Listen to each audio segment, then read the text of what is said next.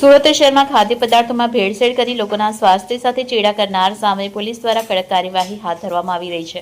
આજ અભિયાનના ભાગરૂપે ઝોન 3 એલસીબી અને ચોક બજાર સર્વેલન્સ ટીમે વેદ રોડ વિસ્તારમાં આવેલ જય યોગેશ્વર ડેરી પર સફળ દરોડા પાડી ભેળસેળયુક્ત ઘી બનાવવાના ગરક ધંધાનો પર્દાફાશ કર્યો.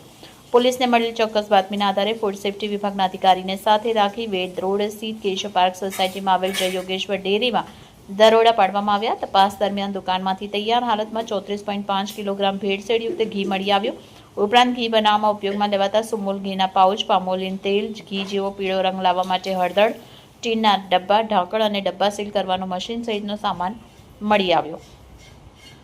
ફૂડ સેફ્ટી વિભાગ દ્વારા સ્થળ પરથી ઘીના નમૂના લેવામાં આવ્યા અને લેબોરેટરીમાં તપાસ માટે આ ઘી ભેળસેળયુક્ત હોવાનું બહાર આવતા પોલીસે કાયદેસરની કાર્યવાહી કરી હતી. આ કેસમાં પોલીસે રાજેશ કુમાર જગદીશભાઈ પટેલની ધરપકડ કરી છે.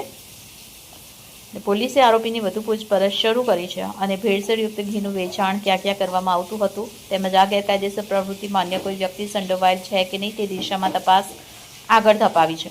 શહેરમાં ખાદ્ય પદાર્થમાં ભેળસેળ સામે પોલીસ અને ફૂડ સેફ્ટી વિભાગની આ સંયુક્ત કાર્યવાહી બાદ ભેળસેળનો ધંધો કરનારમાં ફફડાટ વ્યાપી ગયો છે. પોલીસે નાગરિકોને પણ અપીલ કરી છે કે શંકાસ્પદ ખાદ્ય પદાર્થની માહિતી તાત્કાલિક સંબંધિત તંત્રને આપીને આવી ગેરકાયદેસર પ્રવૃત્તિ સામે સહયોગ આપ્યો. Bureau chief Sunil Ganjawala, bullet 26, Gujarat news, Surat.